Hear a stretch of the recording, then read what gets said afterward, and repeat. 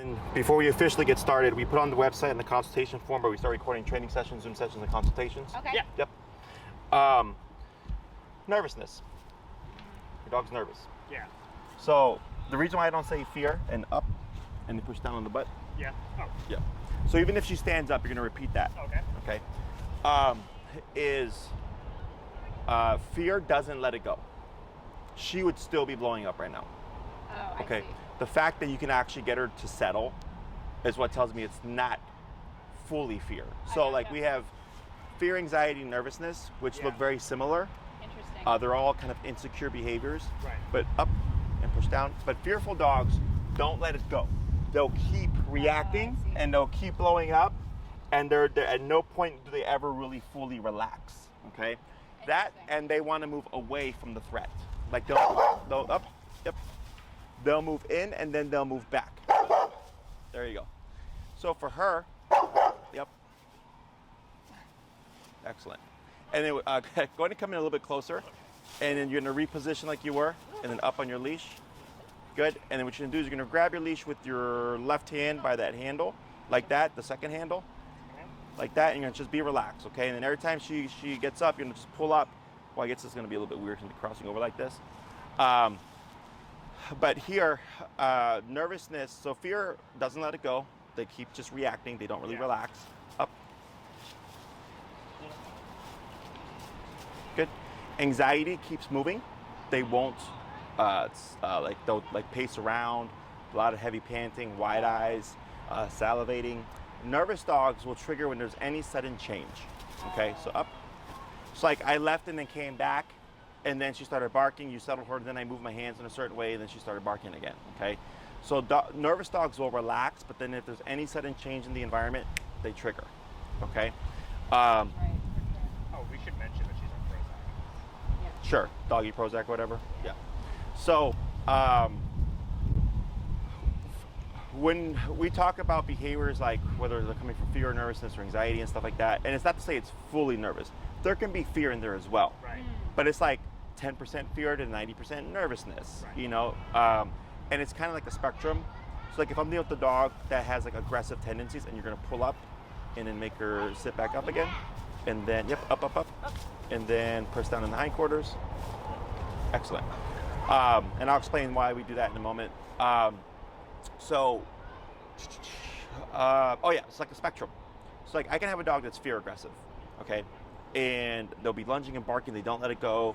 They're looking like they're very vicious, and then I'll come in and I'll touch them and they'll completely stop. And there's no biting, and they have full capacity to bite me. I'm right in the realm, I'm touching right by the face, they don't do anything. So the owner goes, what just happened? I'm like, well, your dog's not really aggressive, your dog looks aggressive, but when given the opportunity, your dog is bluffing, okay? I get other dogs who could look very fearful minimally, so very low level fear, and I'll go to touch them and they'll just attack, okay? So that's low level fear, high level of aggression. So again, it's like a spectrum, okay? So it's not like any kind of concrete thing. So not to say that fear is not a part of it, but I see mostly nervousness, okay? The reason why when she laid down right now, I had you pull her back up again, is when she laid down, that's technically a more relaxed state. But because I know you have a nervous dog, she's gonna re-trigger. When your dog lays down, you have to give more slack, which then gives your dog more space to lunge forward. So keeping her in a sitting position allows you to keep it shorter. So if she lunges, it limits her range of motion. The other thing is I wouldn't pet her right now, okay? So right now your dog is under stress. And what is petting known as? Like a reward. Yes, a reinforcer. Yeah. So reinforcers tell the dog, you should feel this way and or you should do that again, okay? Yep, and then relax. And you're gonna keep yourself anchored. So anytime she moves, you're gonna keep these legs here, like a tree trunk, and you're just gonna make her adjust to you, okay? And this is just like Band-Aid stuff so we can have a conversation. So, so petting is a reinforcer. So you may have done this yourself where you're trying to soothe her, right? And you're like trying to calm her down, but you're actually telling her, keep doing what you're doing.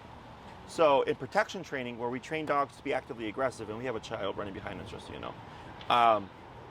When we train dogs to actively be aggressive on command, we put them on a harness and we have an agitator who's pissing the dog off. The dog starts to growl, lunge, and pull and can get kind of upset. We pull the dog back on the harness to create frustration, to kind of prevent the dog from getting to the threat, which pisses the dog off more. And eventually we start to build up snapping and biting, right? And then we release the dog to reward the behavior, right? But also during that time, the person's going, good, yes, good, and they're You're petting the trying to dog. make them aggressive. Yeah, Yes, like because in it's a reinforcer. Yeah. So when people are like petting the dog to calm their dog down from reactivity or nervousness, or when guests come over, Yeah. you're actually telling them, keep doing what you're doing. Interesting. Okay, because remember, dogs don't understand human language. Consoling isn't really a dog thing. Your intent is to console, and I understand your intent, and I can see your intent. Right? Your dog does not perceive it that way. Okay, she's not thinking like, oh, you're trying to like help me relax. She's thinking, you're telling me to be nervous right now. Yeah. You're telling me to keep lunging at Jessie. Does that make sense? Yeah. So your best bet here is what you're doing right now. I've made you indifferent, but I've made you more assertive. Okay, so by not moving, because every time you move and she moves and you move with her, she's controlling the situation. Right. Whereas you're saying, we're going to be here and you're going to keep your butt right there, and this is all we're going to do. And you're not going to lunge at Jessie, and if you do, you're going to just put your butt back down.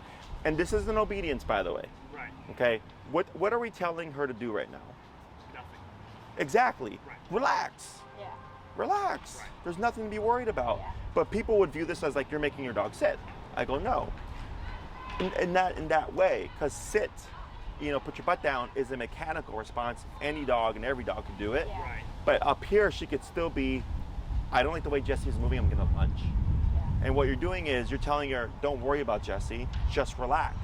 So like if someone comes over and you say, hey, make yourself comfortable, what do? Sit on top. Sit down. Yeah, sit on the couch, sit on the chair, sit on the stool, right? They sit down. Right. So we're using a kind of passive position to help her relax. But if you were to say sit, it's just a blanket word. It's just a mechanical response. You're using a physical touch here, okay? And the physical touch is what's helping Luna actually start to settle more. Got it. Okay, so good. So like kids on the autism spectrum, and they have service dogs. Yeah. When they have, I don't know if it's like a breakdown. I'm not sure how that would be termed. The dogs are trained to sit on them. Okay, and it provides pressure because pressure helps soothe. Yeah. I don't know if you've seen those blankets that are weighted, That's what I was just gonna say. Yeah, the weighted blanket. because it helps soothe you. Okay, so same thing here. When you're putting pressure on her, you're putting physical pressure. It's not so much the weight, but the physical touch of being physically placed in this position.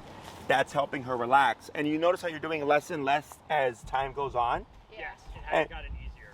And what you're going to start to see is she might try to favor laying down more, but we would counter her because it doesn't work to your benefit at the moment. Okay. Okay.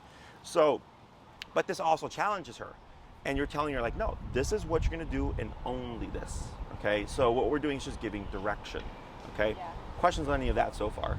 No, I think that's so helpful because I think what you were saying about obedience is like we've done the obedience classes. She'll sit, she'll stay, she'll come. But it's the in between times where we have trouble. Uh-huh. So I think it's more of the Behavioral. having Correct. control. And of almost that. always, and if any dog someone has, Yeah. their behavior is going to come into play, right? Puppies is nipping and chewing and biting, right? And barking and whining. And if you have a stable puppy and you correct all those things, you have just your dog that's obedient. Yeah. But when you have a dog that's genetically nervous, anxious, fearful, aggressive, or whatever, it's a little bit different, okay? Interesting. So this is nothing that you've done wrong. Like I've had people do things by the book and they still end up with a screwed up dog, okay? Just like with That's nice with to people. hear. Yeah, for sure. Yeah. There's people that do everything by the book for raising their kid, and they still end up with a kid that just doesn't want to listen, Yeah. and still becomes like a drug addict or whatever, right? And you get people that I get a lot of clients that do absolutely everything wrong, and they have a great dog, because it's because for humans, Yeah. a good dog is a dog that's not aggressive. That's almost always the one requirement. As long as my dog's not aggressive, Yeah. my dog's a good dog, right? Yeah. And even when they are aggressive, the owner will say, my dog's a good dog, except Yeah. when people come over, except when you try to touch them. And I go, that doesn't sound like a good dog to me, Yeah. right? Or I've had dogs, I had one dog particularly that chewed up this guy's drywall and like his front door, just like kind of tore it apart. No. And he's like, he's a good dog. And I'm like, really? Because good dogs don't chew up like your wall and like your front door and all this stuff, right? Yeah. Right. So that's human stuff, okay? So a good dog to me is a dog that is obedient but also well balanced, okay? Now, we cannot make Luna unnervous. She's just a nervous dog.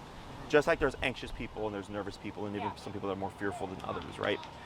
We cannot make them unnervous, but we can help them learn how to handle the nervousness better. So when we go under stress, we have fear, nervousness, anxiety, aggression, right? Those are like responses. And then there's also like fight, flight, avoidance, and submission. Have you heard of those as well? Usually fight or flight is very common. Yeah. Fight, flight, or freeze, right? Uh-huh. So if I'm working with a nervous dog, it could be a nervous flighty dog, okay? Or it could be a nervous aggressive dog, or a nervous dog that wants to just avoid everything, you know? So there's like subdivisions to all that stuff. Yeah. So here, let's say if I have a dog you have a nervous reactive dog, and reactive would be categorized into the fight response because she's confronting what's making her nervous, right? The stressor is, we're teaching her that that's not an acceptable response, okay? That she has to find another way to handle the nervousness. So it's not bad that she's nervous, right? We just don't like the way she's handling the nervousness, okay? Exactly. So like here, when it comes to addressing the reactivity, most people think like we'd make the dog be a bad dog and then we would correct the behavior. That's like a yes and no answer. It's an approach, but it's not the first approach. Okay. So because of Frankie, I'm sure you know that I use the e-collar. Okay. So I'll go more in depth of how that stuff works and how it works for these kind of cases. So dogs are physical animals. They nip and bite each other, and they nip and bite their puppies as young as 3 to 4 weeks to correct them for stuff they don't like. Okay. And then a human gets a puppy at 2 months and goes, "Oh, you don't know right from wrong. We'll just excuse everything, and we'll put you in timeout in the kennel, and we'll tell you no, and we'll clap at you, and we'll shake a can of pennies." But that puppy would be bitten by other dogs. You see that vast difference in how we address things, right? That's why puppies grow into dogs that have issues, because people don't provide them with the physicality that they're bred to need. Okay. So yes, you can physically correct your puppy as young as 2 months, because dogs bite their puppies as young as 3 to 4 weeks. Okay. So puppies start learning at the scale of a 2 to 3-year-old, 2 to 3-year-old, very young. So it's not so much the concept of right or wrong, it's what you can and can't do. So like if a puppy came up to my pit and started jumping all over him, she's not aggressive, but she would nip and bite the puppy, say like, "You're not gonna jump on me." That would be a right or wrong thing, so to speak, right, in the human world. Right. So that can be established right away, but we tend to ignore that stuff and or reward it because it's a puppy and we think it's cute, right? So now we start to foster and reinforce all these behaviors we don't want. And then if there's any underlying issues, because no one's putting the puppy in its place, physicality actually toughens up dogs, okay? Because that's what they're bred for. So then if we have a nervous dog and they're receiving no physicality, they stay weak because we're not giving them what they need. And instead we're nurturing the nervousness, okay? So e-collar is our form of physicality without the need of being physical, so to speak, because it's at the press of a button. Have you ever been to a chiropractor or a physical therapist? Have you ever had TENS therapy? Or the stim machine? That's an e-collar. Okay, so a lot of people think it's electrocution. They think it's electricity running through the dog's body. That's incorrect. They use the technology on humans all the time. You can go to Walgreens and literally look in the back section and find a TENS unit. Yes. So e-collar is a miniaturized TENS unit. If anything, ours are more refined than an actual TENS unit, because with a TENS unit, if you have a pacemaker, they can't use it. There's risk of electrocution if there's like any water involved or anything like that. And there's also risk of electrical burn if not set up correctly. We don't have any of that with an e-collar, okay? With e-collar, I've worked with dogs with seizures, heart murmurs, all sorts of medical conditions, old dogs, young dogs, puppies, no problems, okay? The only time I ever came across a dog that probably wouldn't do well with an e-collar, and I didn't train their dogs, I told them I don't know how this would work, is there was this dog that when put under too much stress would have a seizure. And I told them that e-collar is a stressor, so I was like, my thought process is your dog would probably have a seizure in response. But I never got to train the dog, so I don't know for sure. But other than that, never had an issue. It's fully waterproof, both the transmitter and the receiver, so your dog could go swimming in it. You could be laying in a pool with a margarita in your hand with the remote around your neck, and you're completely fine. So what can happen is what's called pressure sores, because there's 2 probes pressing against the neck. If you leave it on the dog for too long, because there's 2 things pressing against the neck, it causes pressure sores. So it's what people get when they're bedridden. That's why they have to rotate them every so often. Otherwise, they'll develop bed sores. Okay, so it's the same concept. So perfectly safe to use on all breeds and sizes. I have a 8-pound Pomeranian training with me, and I have my 8-pound Chihuahua who's also trained on e-collar. So, and I get 150-pound dogs are also trained on e-collar. So in my book, every dog should be on a remote collar because it's the only tool that allows for off-leash control. Okay. So how it works with Luna. is e-collar is a form of pressure. Okay, it's also a stressor, like I mentioned. So when we work with a nervous dog, the first thing we always do is teach the dog how to walk correctly. Like with Frankie, the first thing we did was teach her to walk correctly. And I think Frankie also had like dog reactivity or something, right? Sure. Yeah. And that's how we helped resolve the dog reactivity. So we see, what does the heel fix? So like me walking up and her lunging and barking is a nervous response. The e-collar, think of it as like a bite on a button. You're like nipping and biting at her for things. It's helping her settle. It's helping her be passive, okay? So then the next time I would see you, my thought process would be I wouldn't even see the reactivity because she'd be in a passive state, as opposed to like in this kind of like we're outside and her nervousness is kind of just there. Yeah. When a dog is calmer, we call a calm dog a thinking dog, and an overstimulated dog or anything else would be a reactive dog. Okay? So here we see, what does teaching her heel resolve?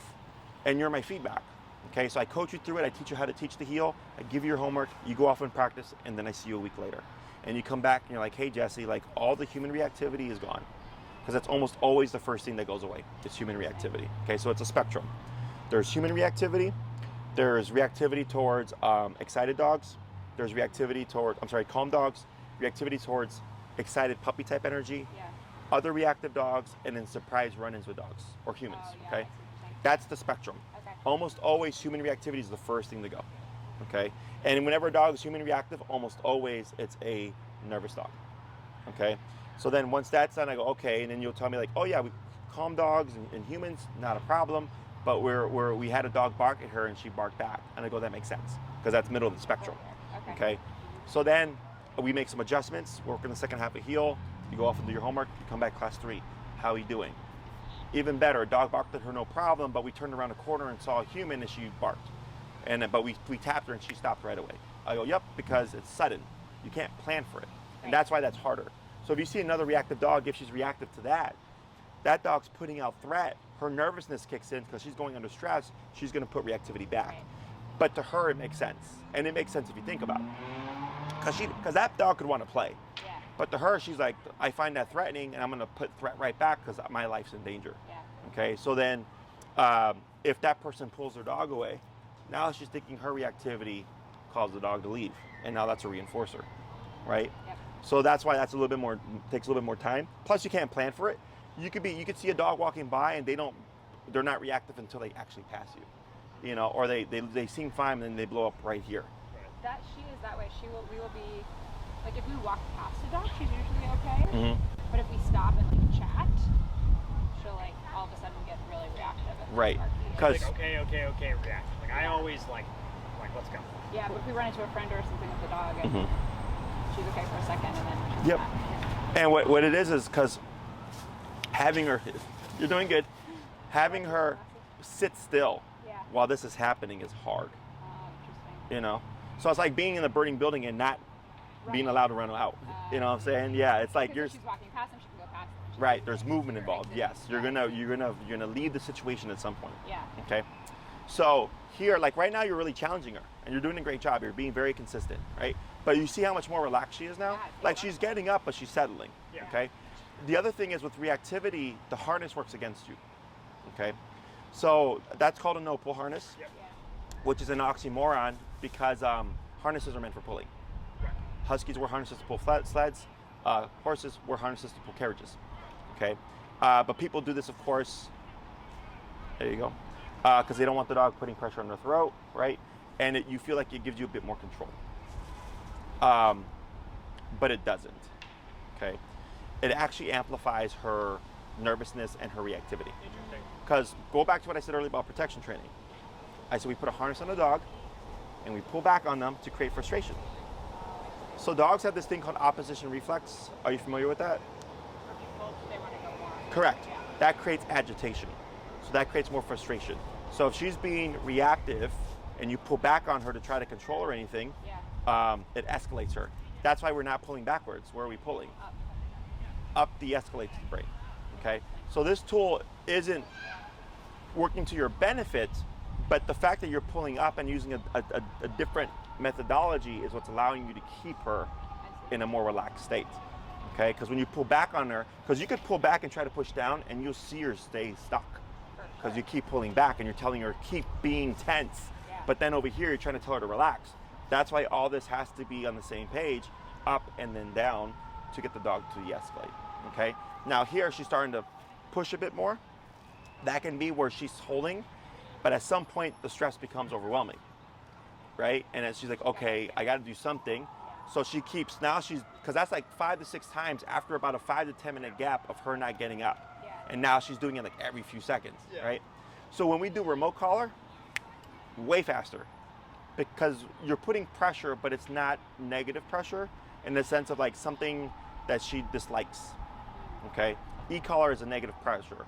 Like the dog does not like it, okay? So like growing up, we had peer pressure, kids trying to get us to do things we shouldn't, right? It makes you feel a certain way to incentivize you to potentially make that decision. Right. You guys drive? Yeah. You go on the expressway? Yeah. You ever had someone drive really close to your bumper? That's negative pressure, okay? And if you might speed up, Yeah. you might switch lanes, you might not do anything, or you might hit the brakes. So whether or not they get the response they want is different, but they're doing that to make you feel uncomfortable to motivate a response, okay? So we're doing the same thing with e-collar.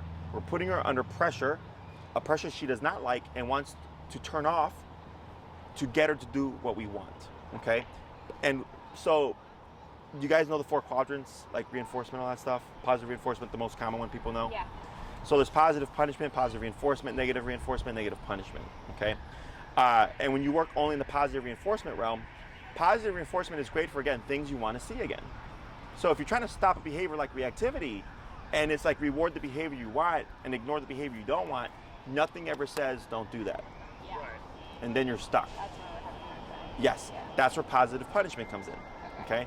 So humans don't follow the speeding laws because we're praised. We do it because we don't want a ticket, right? So if you're on the expressway and you see a cop, what do? Slow down. Yeah, because you might get pulled over. You don't want to get pulled over and get a ticket or whatever, lose your license, right? That's a punisher, okay? But except for us, we have different types of punishers. We have financial punishers, emotional punishers, physical punishers, right? Whereas dogs are all about physical, okay? Because they nip and bite each other. So putting a dog in timeout, they don't reflect, they're not introspective, okay? But people do that. I've seen people scold their dogs in the corner of the street, like, hey, bad dog, we don't do that. Yeah. You know, I'm like, your dog doesn't have no idea what's coming out. Those words are coming out of your mouth, it's like rush hour, okay? So, but dogs understand physicality. Because if she did something that like another dog disliked, they would just nip and bite her. If I did something she disliked, potentially she may nip and bite me, okay? Now, this does not make her an aggressive dog, because there's something behind it, right? Nervousness. So like, let's say she's nervous around humans, and I go to touch her, and she nips or bites at me. That's not because she's aggressive.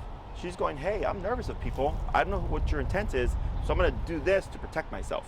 But she's using physicality to deter me from doing that. Yeah. This is a dog bite, okay? This is a dog that didn't want to go in a kennel, right? Very simple, 10 stitches. It was a Great Dane as well. First day I met him, he was doing a board and train. He did great with the training. And I was actually just trying to see, will you fit in this kennel I have? Because I might need to get a bigger one. Yeah. Because we hadn't had a Great Dane yet. And he was like, I'm not going in there. He had never been in the kennel before. So he bit me. Okay, this is not an aggressive dog. He just got spooked and didn't know what was happening. So he bit me to stop what was going on. Okay, so he comes to my daycare still. He comes and still boards with us. He's a complete goof. No issues ever since. Okay, but this is dog. Yeah. So in my book, well, if the dog can bite you, then why not? Then why can't you bite the dog back? At least if it's done under the correct guidance. Yeah. Okay. This isn't yours, is it? It might have been my trainer from before. Oh, because I found it laying over there. Yeah, you just place right there. Thank you, Okay, ma'am. yeah, I appreciate it. was It laying on actually the is ground over nice. there. Thank you. Thank you. Thank you. That's our recall line. Oh, nice. I guess nobody wanted it. Okay. So with the e-collar, it allows us to be physical. The pro to it is that we don't have confrontation. Because you can press the button and Luna does not know where it's coming from, but you still get the physicality, you still get the negative attachment, so to speak. Yeah. But it's also a con to the tool itself, because then the dog respects when the tool is on, respects only when the tool is on, but when you remove it, that dog knows, like, oh wow, like now we don't have a means of physicality, okay? Because people always ask, when does the collar go away? And I go, well, in my book, when you need it, it doesn't.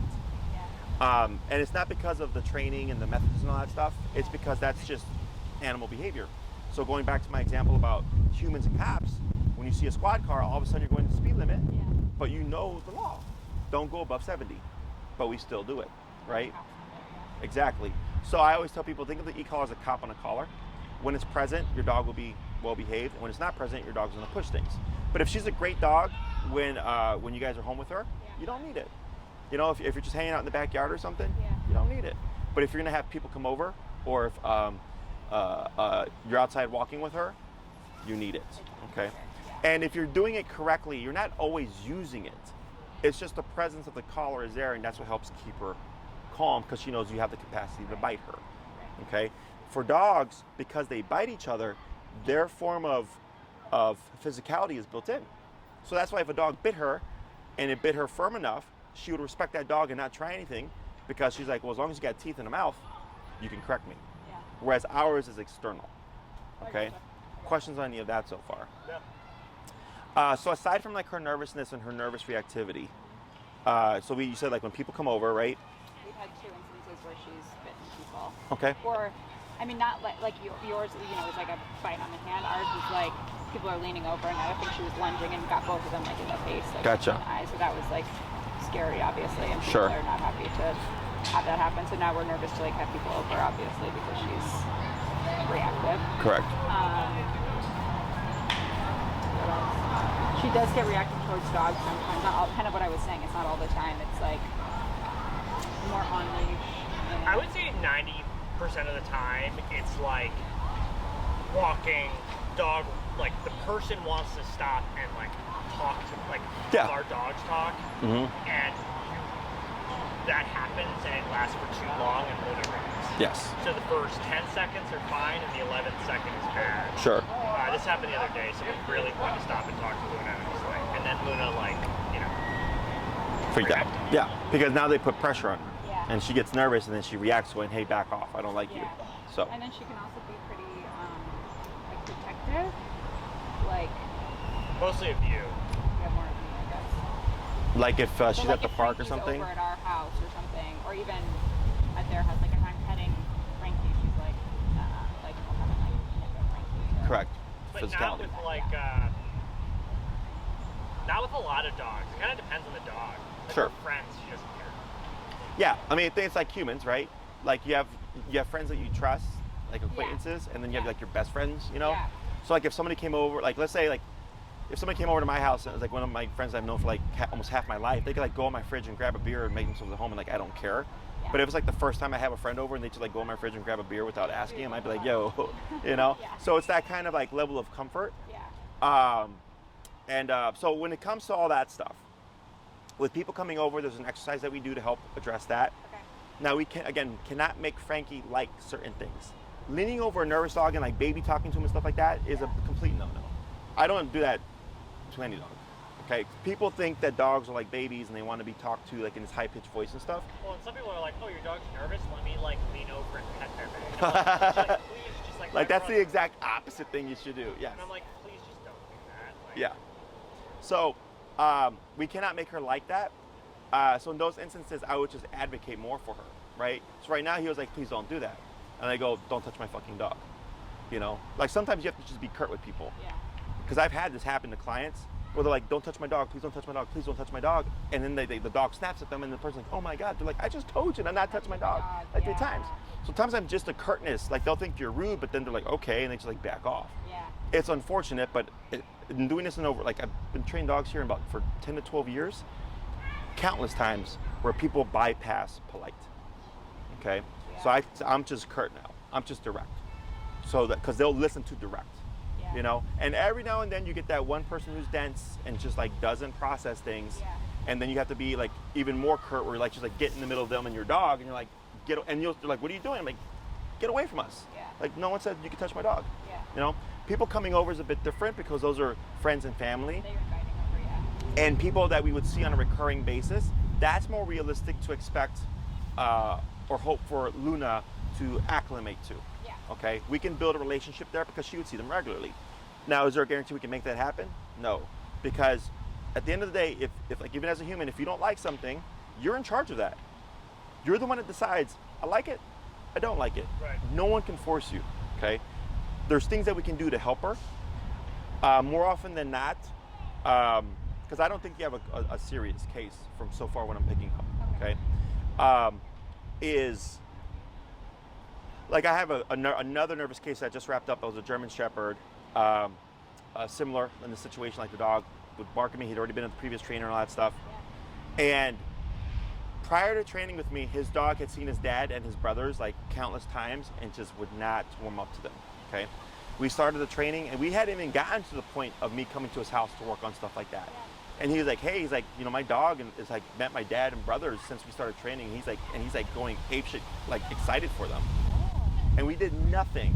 And I said, yeah. I was like, has he seen these people several times before? He's like, yeah, countless times. I'm like, that's why, because we resolved the nervous issue, and then it allows the dog to think like, oh, well, I've seen you 100 times, and it's never been a bad experience. It just like reminds them. Yeah. Exactly. Now and then I was like, there was other people that the dog had just met, and I said, they're going to be a process, because the dogs just met them. Right. Okay. So in your case, like if you have anybody in that kind of realm of like, yeah, she's seen them several times, but she's still kind of iffy about them, you'll most likely see that resolve first.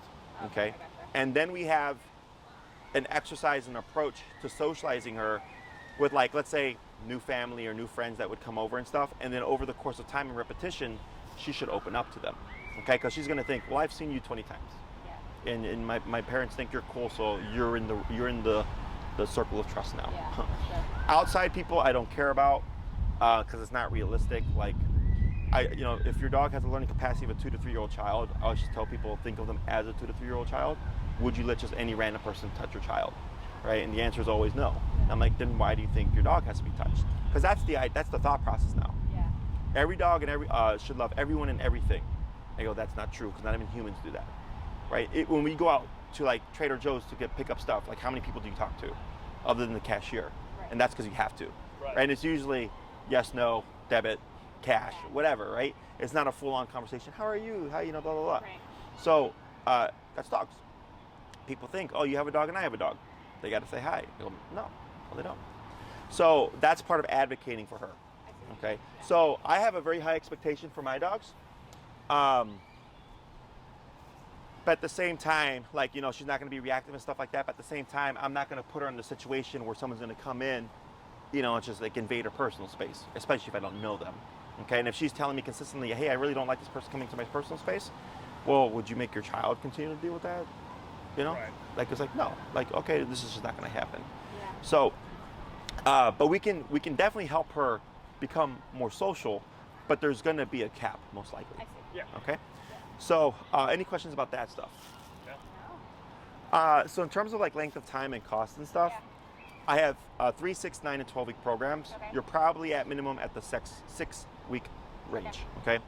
And you could do more. If you did more, we would just achieve more control. Yeah. Okay. So in 6 classes, the way I would expect this to play out is there'd be 2 classes on the heel. Okay. We do class 1.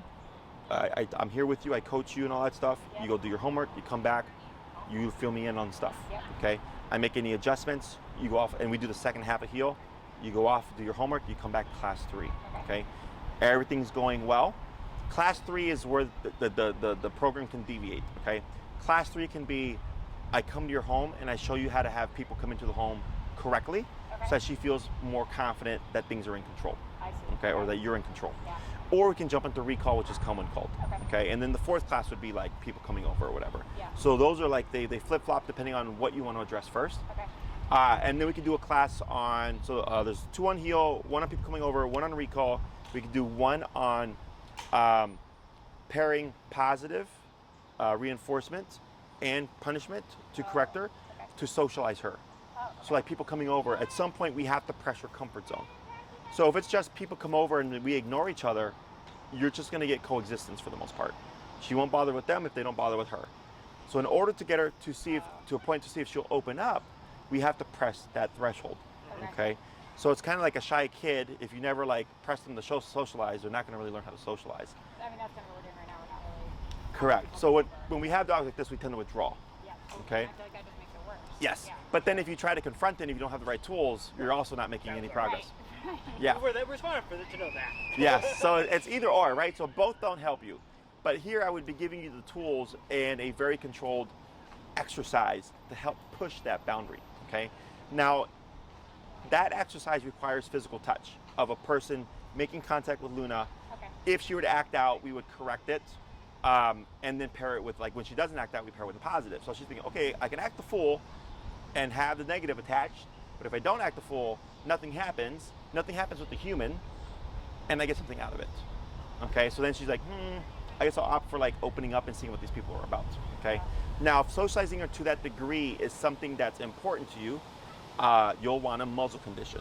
Okay, because you want to think if she's already had 2 bite attempts, and you're gonna have someone come over and touch her, and you're telling her like, well, yeah, she's nervous to work with the trainer, trying to help her socialize. Will you touch her? They're like, well, is your dog gonna bite me? And you're like, well, I see what you're saying. right? So it helps remove that anxiety off of you. It also helps the person go like, yeah, I'll pet your dog. And you'd be surprised, because I've had, again, been doing this over 10 years, people are way more likely to help you socialize your dog when your dog is muzzled. Because they understand there's no liability. Yeah. And we'll, the brand that we recommend is Baskerville. It's a basket style muzzle. It's meant for extended wear. So she could eat from it, drink from it, open her mouth and pant. It's meant for extended use. Okay. And you can get them on Amazon. The brand is Baskerville. You want to get the brand. You write that down. Yeah, I got it. She's probably a size 3 or 4. It'll give you ways to measure it, but yeah, she's probably got 3 or 4. And what most people do will get a size down and a size up, and then return the ones that they don't need. On our website, we have muzzle conditioning videos, which you can use food for. You'll want to start that process today, okay, as soon as possible. Okay. Regardless if you train with me or another trainer, you want to have that, because any trainer that's going to help you will tell you the same thing: muzzle condition your dog. The reason why I say start it now is some dogs will muzzle condition right away, no problem. They can wear it, no problem. Other dogs could take months. So this way you start it now, and by the time we need it, you've already done it for like 4 weeks. Okay. And we're not jumping into it, and then the dog's trying to fight the muzzle, because the muzzle is a stressor, because it removes her source of self-defense. Okay. So then we have the muzzle, we have your e-collar, and then we have the person trying to make contact with her. So we have all these stressors going on. So we can at least remove one, so she's not trying to fight it. Okay. Because I've had dogs tear up dew claws, I've had dogs tear up their faces, trying to remove the muzzle. So you want to start that process as soon as possible. Okay. It's very easy to do. Even if you get a muzzle that's not fitted to her, and you're like, oh crap, it's the wrong size, you can still use it to train until you get the right size. So you have a process going. Okay. So it would be 2 on heel, 1 on recall, 1 on people coming over, 1 on the touch sensitivity, leaving 6 as a variable.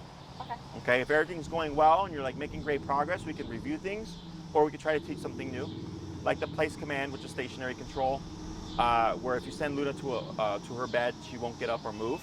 So that's an alternative to people coming over. We've started doing Place work? Yeah. Sure. She's okay. She's okay. I'd actually say it's one of her worst commands, though. She's not better at it. Whatever. She'll go there, she'll just stay there. Sure. So places, you go there and you don't move for 2 hours. Okay. That's what it's supposed to be. Okay. So it's easy to teach. So then you would have all your tools, and then it's just practice until you're where you need to be. Okay. 9 and 12 just gives us more time. So 6 is like, I look at this case and I go, I can get this done with the 6 classes. Like I'll give you a chunk of what you need, and then it's just rinse and repeat until you get there. Okay. Let's say 3 months post training, you keep doing all the stuff, and she just doesn't like people touching her. Then that's just where she's at. Okay. Then you have place commands, so you can just keep her under control. She'll coexist within the space, but she won't bother with your guests. But then you tell your guests, don't bother with Luna. Yeah. Okay. And that helps her feel good. Okay. Because then she's like, I don't have to worry about this. You know, imagine just being pressed to have to do something that you don't want to do. Okay. So as much as I want it, because yes, dogs can open up. Yeah. It can happen. I still know if it will happen. I see. So we try it out, but then and you're doing your homework and you're being consistent, and you're like, hey, Jesse, we've had 20 people come over every week, and it's been 3 months, and Luna's just not having it. Then I go, she's just not that kind of dog. But at least you have control over her, where she won't be bullying your guests. She won't be reactive towards people. And you'll have the ability to have people come over and not worry about what is Luna doing. Okay. 9 and 12 is just, we could teach more control. It gives us more time to work on behavior should it be a problem. I don't think it will, but some people like just having an extra amount of time. So there's 6 commands. There's sit, stay, down, come, place, heel, that are all meant to be functional. Okay, these commands are all meant to allow you to do things with your dog. Go to a restaurant, have people come over, go to the park and recall your dog from play. Like, it's all meant to be functional. So with the 6 classes, heel and recall, because those are the 2 most important things. Heel being a big part of helping her get back to stability. Recall because it's important just in case she runs away. But then really the main focus is behavioral. Okay. With the 9, we may cover more ground with the obedience stuff. So we can cover like the sit down and stay commands potentially, or I can help you build your obedience that you do have to a higher level. Okay. Because all commands can be built to an off-leash level. Whether or not you need it is just personal preference. Yeah. A 12-week program is an owner who, so think of 6 as I walk my dog, go to the park. 9 is I walk my dog, go to the park, go to restaurants. 12 is I do all that and I go hiking, I go to the dog beach, I go to picnics, go to the dog park, I'm in unenclosed areas. I go everywhere with my dog. That's the complete control. Okay? So if your life is like that, then that's where you'll be. Otherwise, if it's just, we just want to have a dog that we have control over, who's not being reactive so we can have a life, then at minimum 6. Okay? What do you think the temperature is? Well, because at least 12. I kind of thought you'd go all the way to 12. I think it's 9 or 12. I don't think it's 6. Yeah, and that's stuff you can figure out. Yeah. I don't care at the end of the day. Okay. I just go at minimum 6. Yeah. You know, because if you come at me with 3, I'm like, all right. Because I'll try to get it done with 3, but I'm like, I'm really shaving off a lot of stuff here. Yeah. So at minimum 6. Okay. In response to the collar that she would need, how much does she weigh? 65 to 70. 60, Okay. 70. So she would be on the Dr. Black edition, which Maria will send you the information. Oh, okay. You can get them on Amazon or you can get them through us. I don't care where you get it from. I just care that you get the correct model. Okay. It's meant for 70-pound dogs and over. So she's just under right at that threshold. It's the highest powered collar. It's perfectly safe to use on any size dog. I could use it on my 8-pound Chihuahua, no problem. Okay. The difference is the output is higher, meaning you get more from less. So on a lower powered collar, her number could be like 60, but on the higher powered collar, her number could be 30, 40. I see. Okay, so you just get more from it. And we want to factor in that she's got a thicker coat. She's also got that nervousness. So all those things factor in when we're using the collar. So if she's being reactive, she's under stress, her adrenaline's pumping, she's nervous, she's agitated. All these things are going on, is you want to have enough power to override the situation. Okay? Whether or not she needs a lot of power just remains to be seen. Okay? So it's like being in a fight and you get punched and you don't feel it, but then post the fight you're like, oh, that sucks. Same thing for the dogs. Okay? When they're in that state of reactivity, a lot of times they won't feel the power. You have to go high enough in order to override the dog and stop it. Okay? But that's all, again, we just figure out how that works once we start working with her. Questions on that? I already went over if the collar goes away. I was typically able to cop on a collar. Your application of it should be going down if you're using it correctly at the levels that I tell you to. People tend to, because they feel bad, they think they're hurting their dog or something, they tend to operate too low. So they're constantly arguing with their dog, or they'll stop the reactivity, but the dog will keep being reactive. And what we're wanting to do is stop and then deter the behavior, right? So like, let's say running a red light. It's a $100 fine, okay? And on occasion, I'll gamble that yellow light and get that red light ticket, right? But imagine that $100 ticket was like $8,000 ticket or a $10,000 ticket. Do you think people would run red lights as much? Right, exactly, no, because you don't want to pay that much money. Same thing for the dog. We're trying to find what number is going to deter you and stop you now, but then stop you again in the future. Right. Okay? So if her number, say, is 95 out of 127, okay? And I go 95 or whatever, and you go off and you come back and I go, how'd it go? And you're like, oh, it was a shitty week. I'll ask you, how high did you go? 65. 65 is not 95, and that's why it was a shitty week, okay?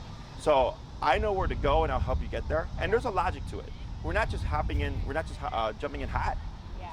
We start low, we work our way up, but sometimes, like that's why I said week 1 to week 2, I'm seeing exactly, and I try everything before we get to the point of, okay, now we just need to hit the dog at 95 or whatever it is.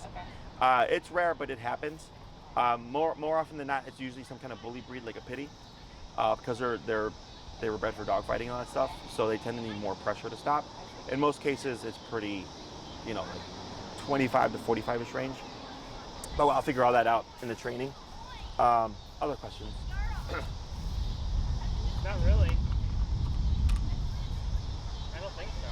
It's nice to hear that it's just stuff that's doable and comfortable. Now, do bear in mind, your dog will be a good dog because you're making her be a good dog. It's not like she decides one day, like, you know what, I'm going to like manage my nervousness and like not be reactive anymore. Yeah. She's doing that because you're telling her not to. Right. Okay. She's not going to therapy. Yeah. Because that's a common thing. People say like, oh, why does a dog learn to be a good dog? Like, that's not a thing. Like, dogs don't one day decide like, you know what, you did so much training with me, I'm gonna just opt to do all the things you taught me to do. Yeah, everyone's like, oh, so you're out of it. I'm like, I don't think that's how it works. No.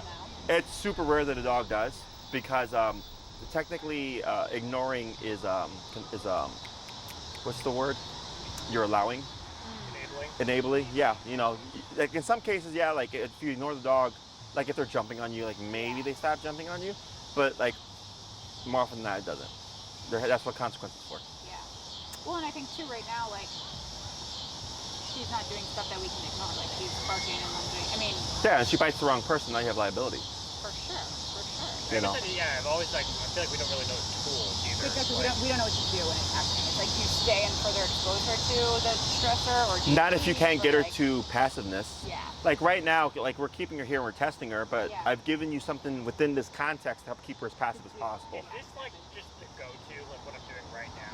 Yeah, like let's say you're like on the sidewalk walking with her and you see like a potential trigger, you would just step aside and sit her down and then shorten your leash, anticipating she's going to be reactive. And should she be reactive, you would just pull up and sit her down until they pass, and then you would just walk. Okay, but it's like just helping to de-escalate her. Yeah. But she's not going to take this and retain it and then not be reactive the next time. Right. It's going to happen. Right. Okay. It's just like a thing. When it comes to booking, Yeah. Maria knows all that stuff. Okay. So my evenings and weekends are the busiest Right. because most people are 9 to 5. Right. Okay, so if that's the time you're looking for, there's probably going to be a bit of delay in terms of getting your start date. Okay. She knows that stuff. I just wake up and look at my calendar. Okay. If you have availability during the day, we can get you in sooner, most likely. Again, she knows all that stuff. We train here Okay. because it's nice and we have a lot of distractions. Yeah. So if you get any potential triggers during the class or reactivity, I just coach you through it as it's happening to de-escalate it. And then if there's inclement weather, I do have my facility in Logan Square off of Diversity and Western. So we can still train, otherwise I get backed up with my calendar and then it just gets messy. Yeah. And it has no bearing on your progress. Like, because people get concerned, like, well, if I train in your facility, I'm not like, I don't have the exposure. I'm like, it doesn't matter with e-collar. It doesn't matter with e-collar and the way I train.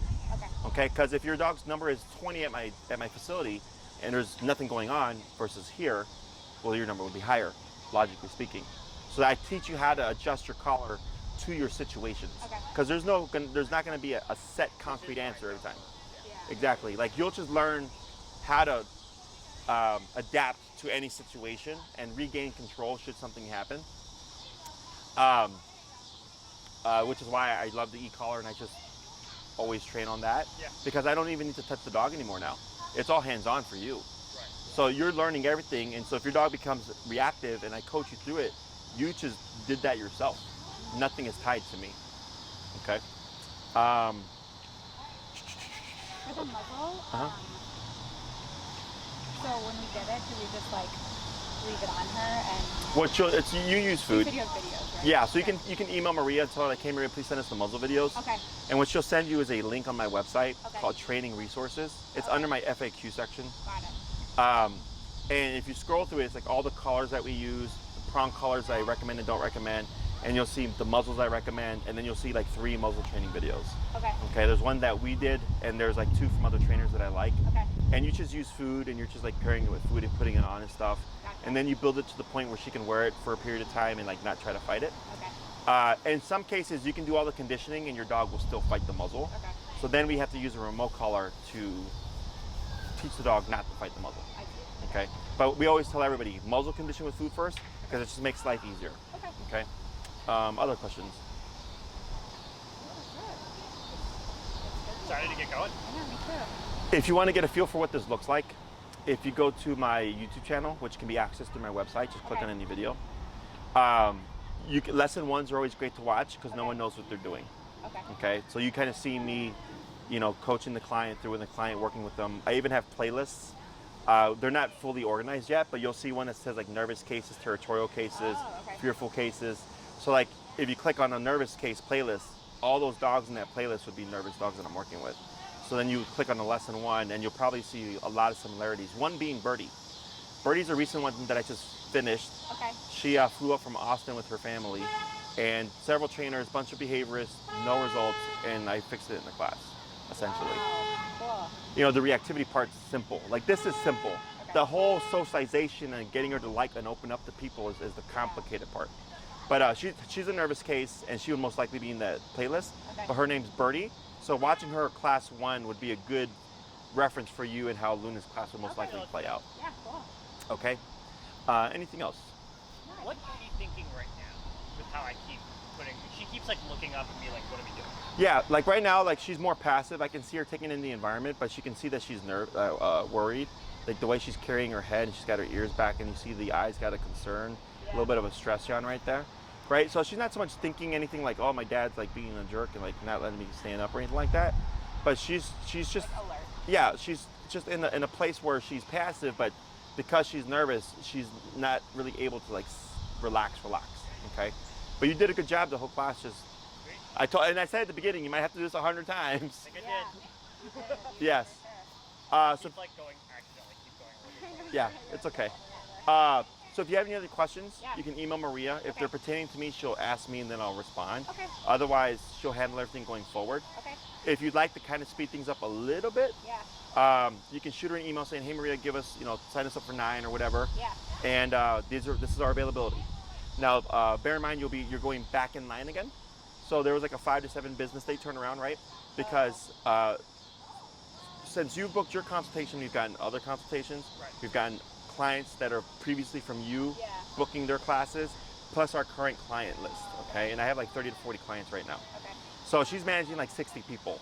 So she puts you're like kind of back in queue, Okay. right? But what happens is if you already give her that information, it just eliminates a step for her. Okay. Because she'll respond to you and say, "Hey, hi, Sam, exactly." So you just end up skipping a step by doing so. Okay. So by the time it comes to you, she's like, "Okay, here's the form, and then here are some times." Okay. Okay, now she goes by the form. Once your form is submitted, she knows you're serious. So she can start the process right away. What usually delays things is people have questions, which is perfectly fine. But while she's answering your questions, she's booking other people. I gotcha. Okay, so just keep that in mind. We'll just work with that. Yeah, I don't care, but just let people know. Okay. Because some people are like, "Oh, I had all these questions and I lost my time." I'm like, "Yeah, because we got a lot of clients coming in, so we can't just like hold it for a week for you." Right. But yeah, so the more direct you are, the easier it is. Otherwise, this I've seen countless times. Nothing out of the ordinary for me for a nervous dog. So I don't think it's going to be a concern. Okay? Great. Anything else? No, so nice to meet you. That was a pleasure. Yeah. I'm sure we'll see each other around Trebs. Yeah, for sure. Yeah, I keep running into because I live with Elizabeth Okay. on Clifton. So like Yeah. I trained a dog Webster who now moved to Is that the Bucktown. golden? Yeah, the cream retriever. Yep. Yeah, Then there's Hudson, another cream retriever in the area. Nash, Shadow. She's Roxy. like best friends with Winnie. Oh yeah, Winnie Randall. Well, Or Winnie, the other Winnie. Yeah. Like, There's so many Winnies. Brown Lab Winnie and Golden Winnie. She's Golden Lab Winnie. yeah. Yeah, she doesn't know. Yeah. That's just so weird. Like when she's off leash, even when humans there, like it's just weird. Yes, because when you have her on a leash, you remove flight response. Yeah. So now she can't run away. So here now she's at fight or flight. Because she can't avoid it, she can't run away from it, she's not going to submit to it. Fight. That's the reactivity. You're kind of putting her into that. Yeah. Cool. We're Okay. excited to get started. Awesome. So it's a pleasure, guys. If you need anything else, just let us know. Okay. Otherwise, Maria will be in touch. Okay, awesome. Okay. Awesome. Take Have a care. good night. Pleasure.